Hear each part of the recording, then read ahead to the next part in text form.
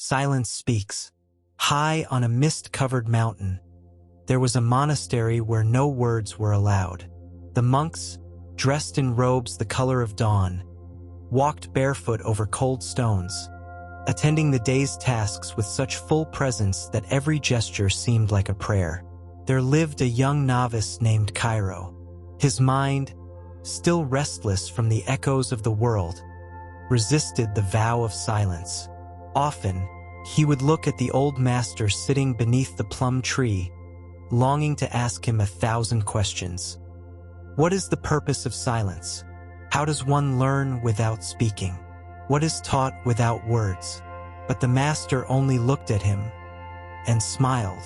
One day, while sweeping the path of dry leaves, Cairo could hold back no longer. He dropped the broom, approached the master, and without a word, opened his arms in surrender, as if saying, "I don't understand anything."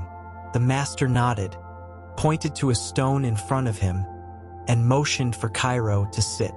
They both fell into silence. Minutes passed, maybe hours. The wind brushed the branches, birds sang far away, and a leaf fell, slowly spinning until it touched the ground. Then something happened. It wasn't a voice. It wasn't a thought. It was as if the whole world, without saying a thing, spoke to him for the very first time. And Cairo, for the first time, listened. Cairo closed his eyes, and silence wrapped around him like a warm cloak.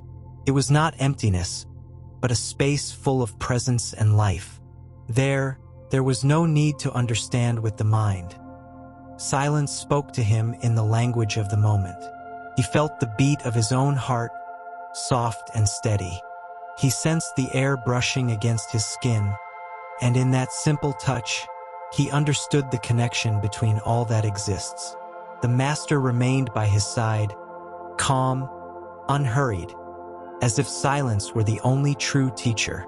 Suddenly, a question arose wordlessly within Cairo.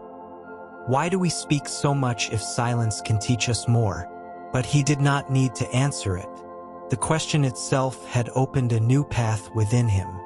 At that moment, Cairo understood that speaking is not always communicating, and that silence is often the clearest language there is. Days passed, and Cairo began to live differently. He no longer felt the urgency to fill the air with words.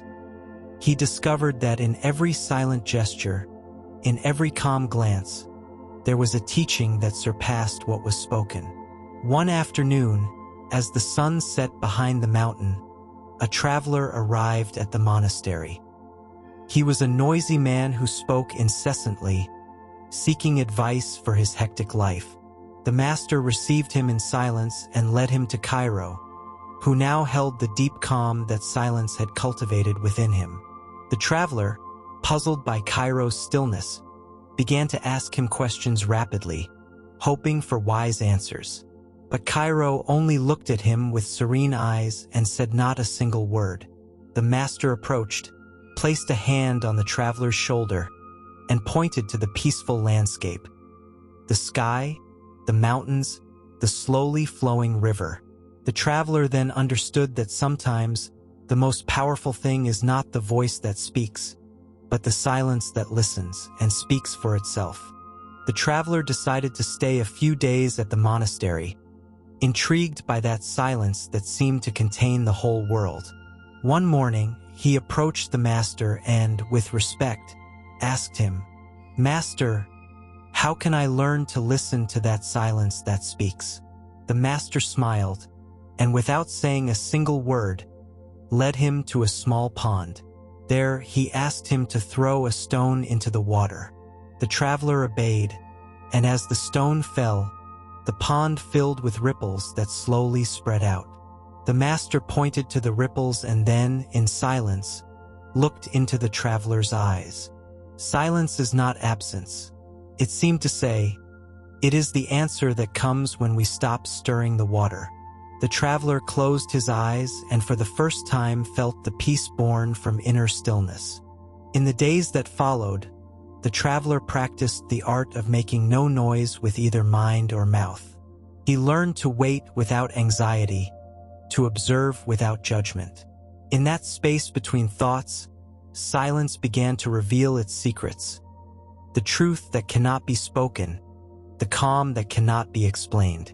One afternoon, while meditating beneath the plum tree, the traveler heard something unexpected. A soft murmur, like a whisper of the wind. They were not words, but sensations and understandings that arose effortlessly. The traveler realized that silence was neither punishment nor emptiness, but an invisible bridge connecting hearts and minds. And, for the first time, he truly felt heard by silence itself. One night, while the monastery slept beneath a starry sky, Cairo stepped into the garden and gazed at the constellations. The silence of the night spoke to him in a wordless language, reminding him that everything in the universe is connected, that each star is an echo of the present moment. In that silence, Cairo felt the questions that had accompanied him dissolve like mist at dawn. He understood that true dialogue does not happen with the mouth, but with an open heart. Silence was not absence, but fullness. And in that fullness, Cairo found freedom. The next day, the traveler was preparing to leave. Before going, he approached Cairo and, with a sincere smile, said, "Thank you for teaching me to listen without words. Now I know that silence is the wisest voice we possess." Cairo nodded, feeling inside that they had both learned something essential. The master watched them from afar, calm and serene, knowing that true learning is never imposed with words, but blooms in shared silence. As the traveler descended the mountain, he carried no answers, but a new way of being in the world, with attentive awareness, an open heart, and silence as his guide. As the seasons passed, Cairo continued to cultivate silence within himself. He understood that speaking is not always necessary, because sometimes what truly matters is communicated in the stillness of being. In silence, answers arrive without hurry, words lose their weight, and the heart speaks with clarity.